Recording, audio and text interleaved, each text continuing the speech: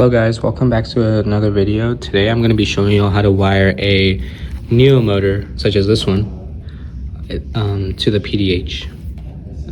This can be work similarly for different types of NEO motors, such as the NEO Vortex and all the other like NEO motors that they have, the REV cells.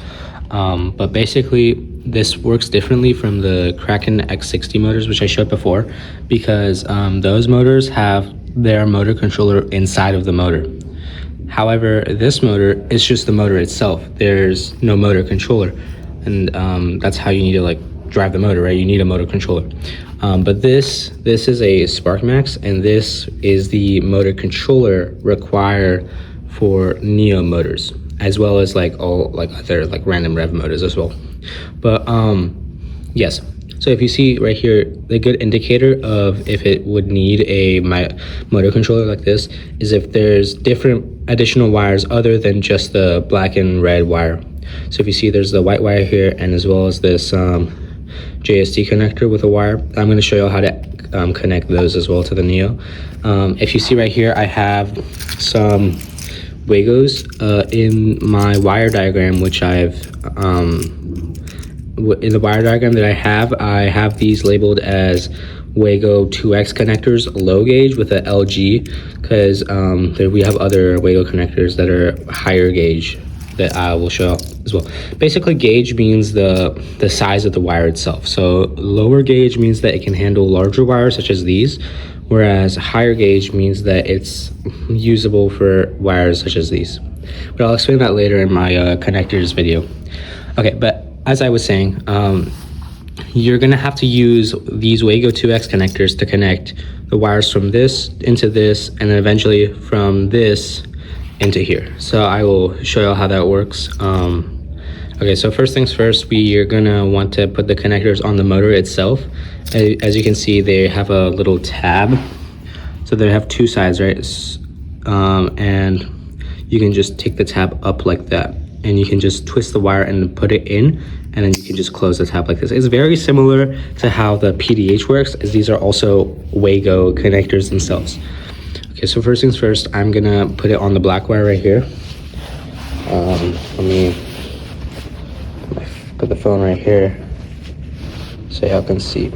Okay, so first things first, I'm gonna attach it to the black wire right here by opening it up, and then making sure this one's twisted, and then you can just put it in and push a little bit. So if you can see the little plastic pieces inside, and you can just bring it down.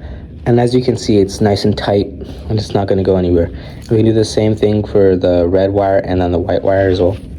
So take the Wago, open it up, and then make sure this wire is twisted so it goes inside nice, and then just put it in.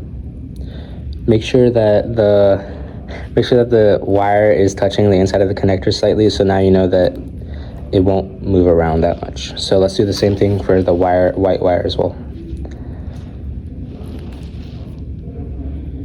Just like that. Okay, so now y'all can see that I have the connectors on the black, red, and white wire right here. And we're gonna do the same thing for the ones on the, well, actually, no, not the ones on this one, because these will go together, but we're gonna do the ones, and then these will also go into the PDH. So that's it for the connectors that we have. But now we just gotta make sure to connect the wires from here into the wires from here. So what we're gonna do, if y'all wanna see, so I take the white wire and I open the Wago right like this, and I just put it in. And make sure you twist it. Just the same steps. Push it in so you can see some of the white plastic is going inside the rubber, and then look, you can just push it apart and it doesn't move. So we can do the same thing for the red and black wires.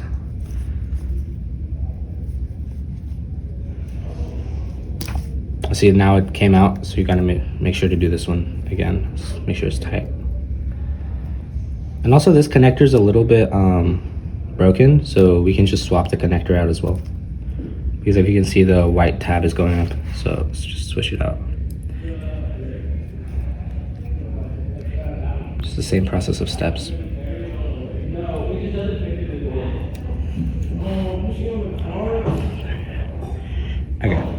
just like that.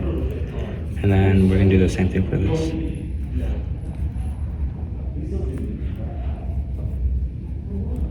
Okay, so now you can see that all three of them have connectors and then they're not gonna budge. So if you can see right here, this, we call this a JST connector. This will always go on this port of the, you see ABC right here, it will go on this port of the SparkMax. You gotta make sure this one's connected for the motor to run. And you can see right here, this is laid out specifically for the connector itself. You gotta make sure you're doing it the right way. So what I'm gonna do, I'm gonna show you all how to do it. So you see the lines right here? Make sure you point that up as you put this in. Just like that. And make sure it's nice and tight. So see, now we have the SparkMax fully connected to the motor, and all we need to do is connect the power wires into the PDH. I'll talk to you all about these types of wires later in my CAN video, but basically what we're gonna do now is just like how I explained before with the X60, you can just push these tabs up and make sure you're doing it on the same section as well. The black and red wire, just put it in right, like that. These wires are a little bit short, but they still work. Just like that, as you can see, it doesn't move anymore. So this is how you fully wire a Neo into the PDH. Thank you all for watching. Okay, also I wanted to show you all how to actually remove these JST style connectors, because sometimes if you just do it with your hand, it can be a little bit hard to remove. So I find using a flathead and just putting it to the side of the connector like that makes it really easy to remove, and it doesn't like break anything. You can also do the same thing for these are called CAN wires. You can do the same thing for the CAN wires here. So you can put the tab right there and you can pull those out really easily. So you just make sure you all use flatheads for that type of stuff, because we don't want to break these connectors, because these are very important to control these motors, and as well for the CAN wires as well. Thank you all.